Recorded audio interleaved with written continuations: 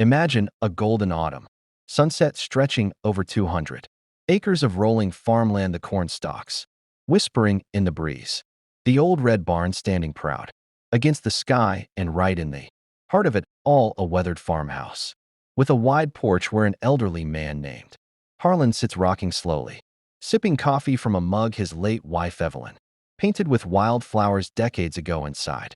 That cozy kitchen, the air thick with the scent of roasting turkey, basted just right, crispy skin shining under. The oven light mashed, potatoes whipped creamy green, beans simmering with bacon, and the table set with Evelyn's prized china, the delicate blue rim pattern she hunted for at flea markets over 30 years of marriage. 3 places laid out perfectly, napkins folded sharp, silver gleaming, because Harlan spent the whole morning preparing this Thanksgiving dinner, hoping to bridge the growing distance with his only daughter Laura and her husband Derek. They arrive late, of course, Derek in his shiny city shoes, complaining about the dirt road kicking up dust on his luxury SUV. Laura barely meeting Harlan's eyes as she drops her designer bag on the counter and checks her phone. No hug, no how are you dad, just straight to the table, where Derek pokes at the turkey and smirks. This bird's a little dry, isn't it, Laura? We should have gone to that steakhouse I told you about. Harlan swallows the sting, keeps his voice steady. I followed your mom's recipe exactly the way she taught me. Laura shifts uncomfortably but says nothing. Derek launches into his usual bragging how he just flipped a downtown property for $100 grand profit, how farmland like this is wasted on old ways, could be subdivided into luxury estates, make millions. Harlan feels the room grow colder as Derek's eyes drift out the window to the fields. You know, Harlan, this place is too big for one person. All these acres, the upkeep, the isolation. It's not safe anymore. Laura finally looks up. Dad, we've been thinking about your future. We found this perfect place, golden acres, assisted living activities, nurses, beautiful gardens. You'll be taken care of. She slides a glossy brochure across the table, smiling. Seniors playing cards while Derek pulls out a key ring, jangling copied keys from when he helped fix the tractor last summer. We'll move in Sunday, take over the farm, make it productive. You just pack your clothes, the truck's already booked. 3 days. Harlan's chest tightens. This farm his grandfather broke the soil on, his father expanded the herds he and Evelyn poured their lives into raising.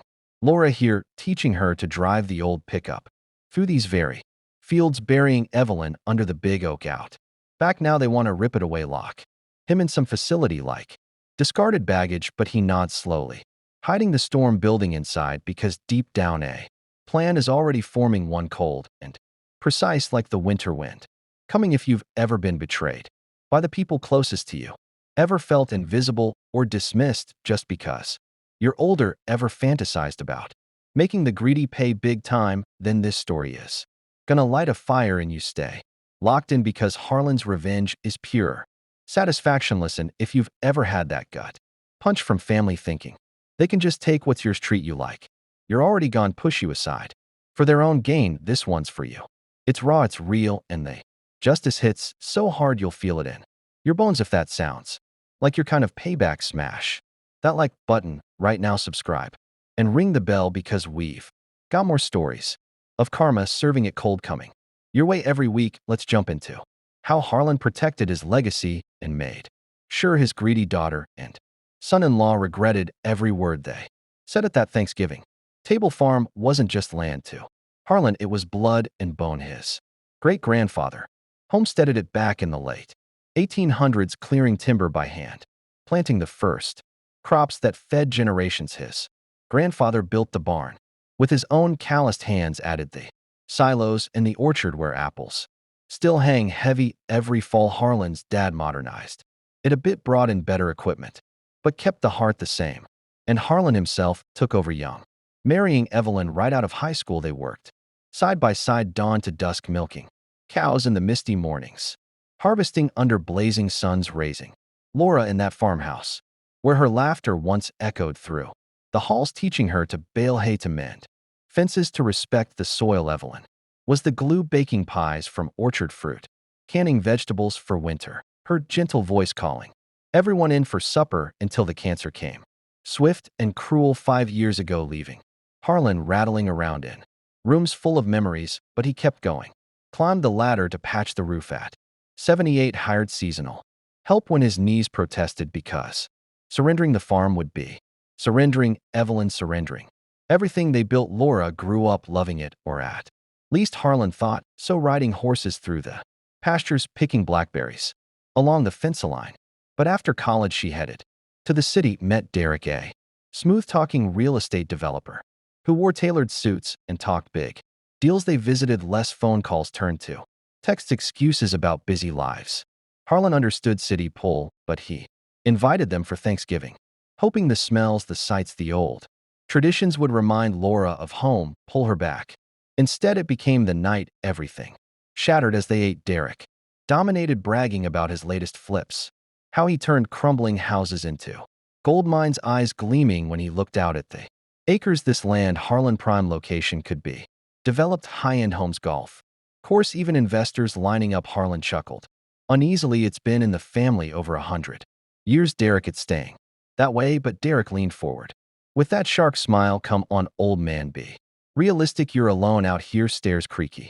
Winter's harsh. What if you fall? No one's around. Laura chimed in. Dad, Golden Acres is perfect, safe community, friends your age, no more worries. We'll handle the farm, turn it into something profitable. Derek dangled those copied keys. We'd move in Sunday. Give you 3 days to pack personal stuff. Truck's ready. Harlan's fork paused midair. The turkey suddenly tasteless. The brochure mocking him with fake happy faces. He looked at Laura, searching for the little girl who used to run to him after school, but her gaze was averted, rehearsed cold. This wasn't spur of the moment. They'd planned, discussed, waited for the right vulnerable holiday to strike. As they left early, barely touching the apple pie Harlan baked from Evelyn's recipe, he stood on the porch watching taillights fade down the long gravel drive, wind carrying fallen leaves across the yard. He walked the fields that night under stars, boots crunching, frost touched grass touching the oak where Evelyn rested, whispering to her, they're trying to take it all, but they won't, I promise.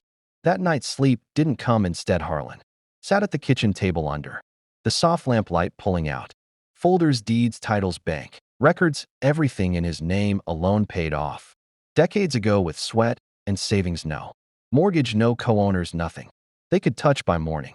Resolve hardened. He called his old friend Tom, a retired attorney who handled farm estates. Tom, this is war by Friday. Locks on every gate, barn, house, changed security cameras ordered. Any old power of attorney Laura had from when Evelyn was sick revoked. Well updated. Harlan walked the land again, feeling the soil underfoot, remembering Evelyn's hand in his as they planted the orchard. This was there's no city slicker, no ungrateful child would steal it. Sunday came crisp and clear. Harlan watched from the farmhouse window as the moving truck rumbled up. Derek hopping out, confident, key ready. Laura behind with boxes. Derek strode to the door, inserted the key, twisted, nothing. Frowned, tried again. Pushed harder, lock held firm. What? The Harlan opened, just a crack, chain secure. What do you want? I didn't invite you. Derek's face flushed red. We had a deal. This is our home. Now open up. Harlan, calm as the morning dew, slid the cease and desist letter through. No deal, you announced. You took without asking. This is trespass. My land, my deed. Leave or sheriff comes. Laura pushed forward. Dad, please, we quit our lease. We need this. Harlan met her eyes. You need, you never asked. You betrayed. 3 days wasn't a discussion, it was an order. Now face what you chose. Derek pounded the door, threats flying until neighbor calls brought deputies. They left, truck empty, plans shattered. But Harlan knew this was only the beginning. Derek's desperation wreaked heat.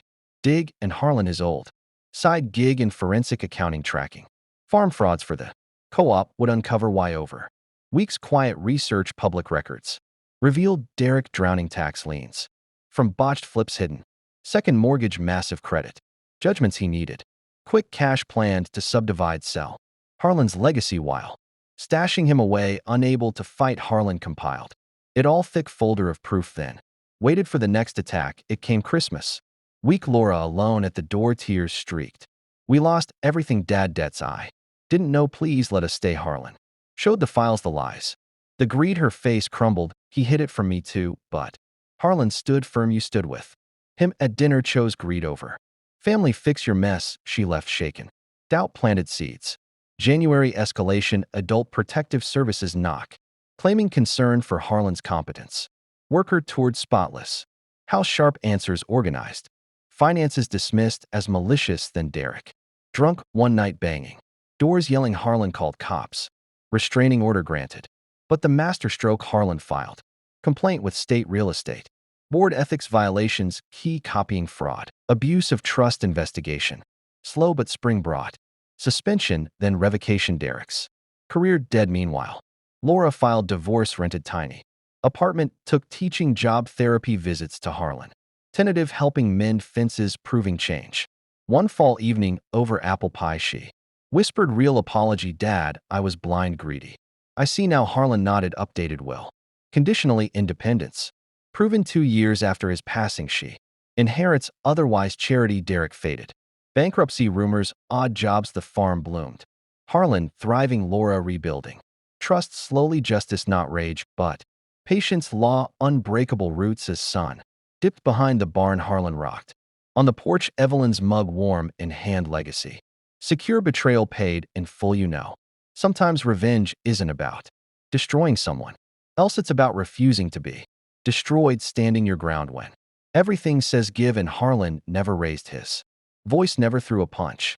Just used the truth, the law, and time. The most powerful weapons.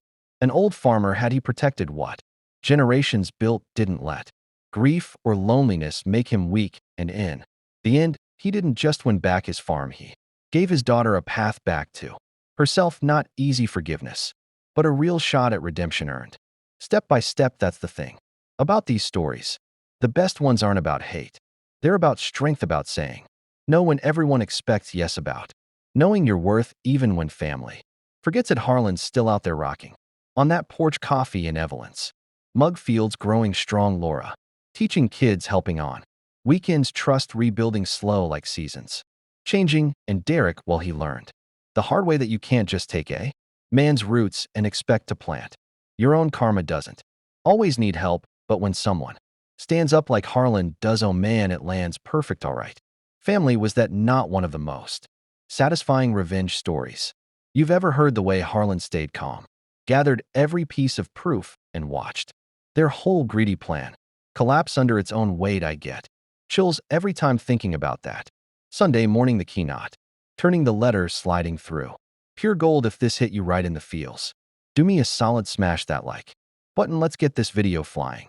Share it with somebody who needs to hear that standing your ground pays off. Drop a comment below. Tell me what part got you the most. Was it the Thanksgiving betrayal, the lock change moment, or the slow justice rolling in? I read every single comment and pin the best ones. And if you're new here, welcome to the spot for real life revenge and karma stories. Hit subscribe, turn on notifications, because we drop these every week and you do not want to miss the next one. Got a story of your own? Send it in, link in the description. We might feature it. Until next time, stay strong, hold your ground, and remember, sometimes the quiet ones fight the hardest. See you in the next one. Peace.